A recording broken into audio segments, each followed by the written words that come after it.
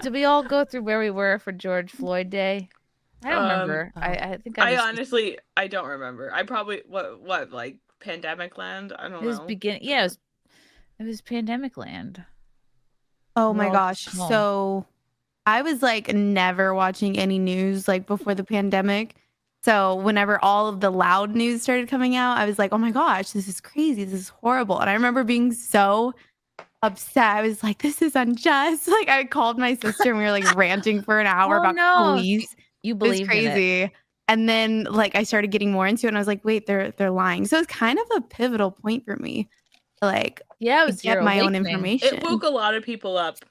Yeah. Did y'all post a black square? No, that was a big No. moment for me too. I have I a did great not story post a about black I square. actually I did not. I take credit for Tom McDonald taking his black square off his Instagram, and I'll tell you why. So he had one to begin with? He had one up, and so did his girlfriend, and a bunch of Lame. people were like hating on him. A bunch of people were like really going in on him, like all sorts of epithets. I'm sure you can have colorful imaginations. And we had dialogue in the back and like before, because like I've been a fan of his forever.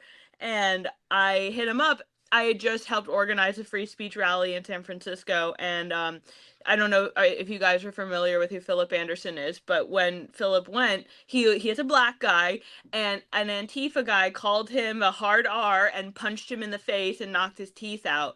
And I just messaged Tom and I was like, hey, I've been a fan forever. I know people are giving you the hardest time right now, and I'm sure I can even find this message.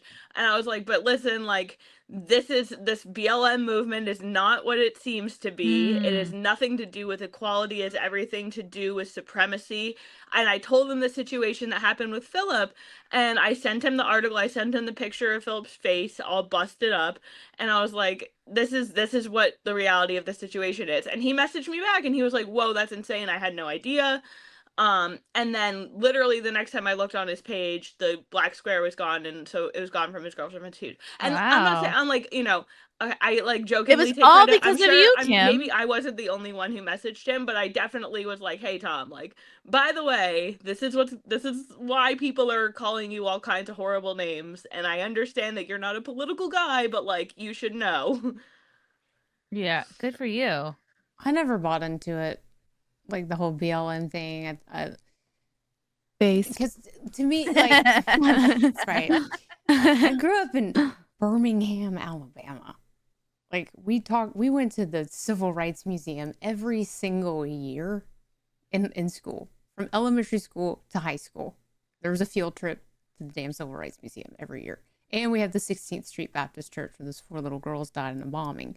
So like we always talked about it, but we never ever saw each other as race. Like that, we just didn't. The dialogue back then just was not like that. Nobody cared about it. Nobody cared. We were just, peers and students that were at school together. We didn't do that. Now, sure, like you would have your black football players that would roll together in their little clique, and same with the cheerleaders and other baseball players. Yeah. Like it's like Mean Girls. You have the lunchroom diagram.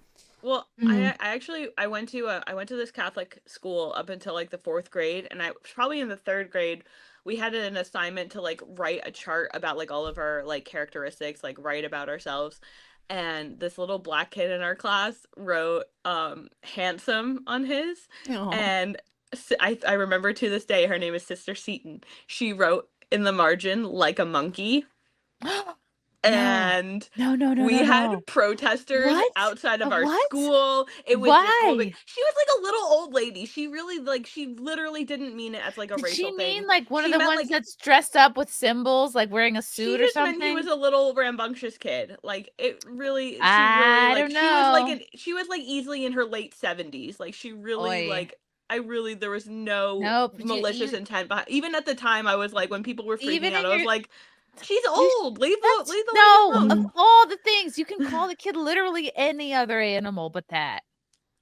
Yeah, but the reaction was disproportionate to the situation, and like I just remember like protests outside of my school every day. Kingsley's not a monkey. Kingsley's not a monkey. Dang.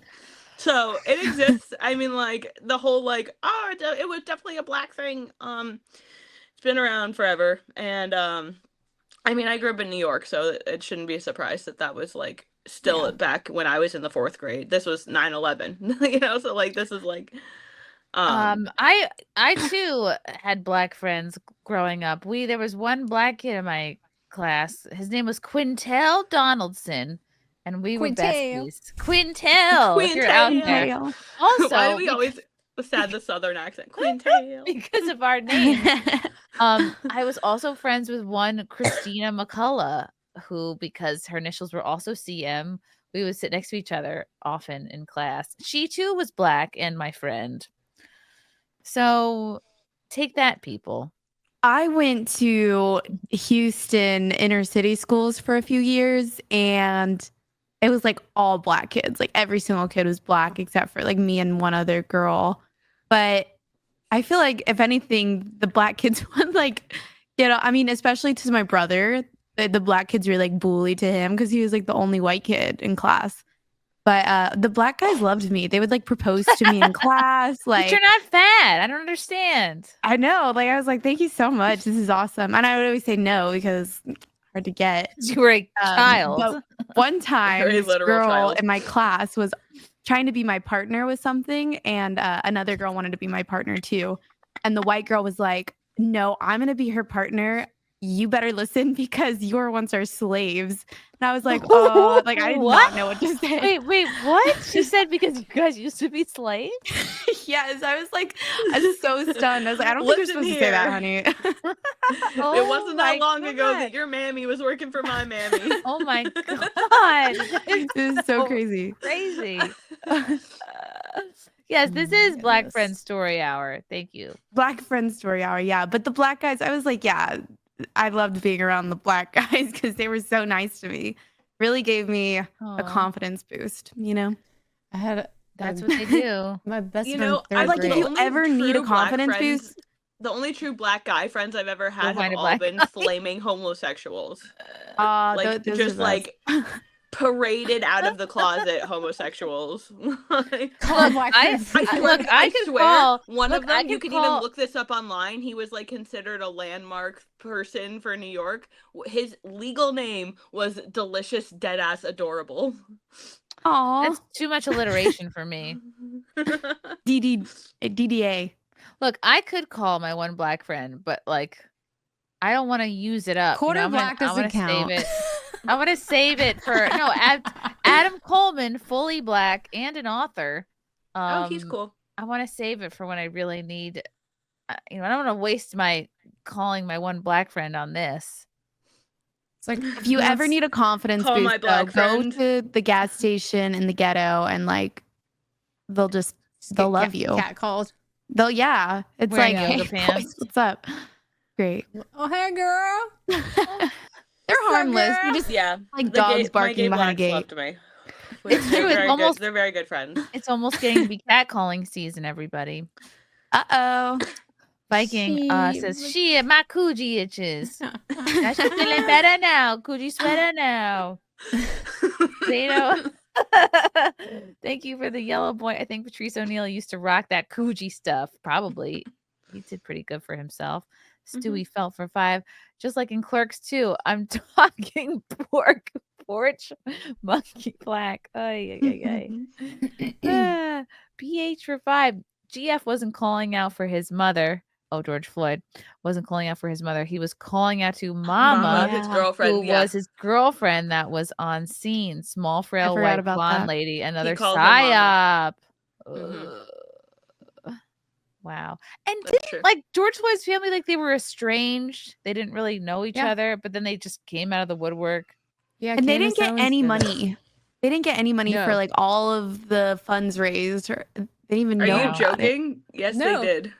They made millions of dollars off of that shit. No, BML made Oh, millions of dollars off it. no, George I- Floyd's no. family made no money off of it. Yeah, BLM took all the That's- money. And they bought mansions with it.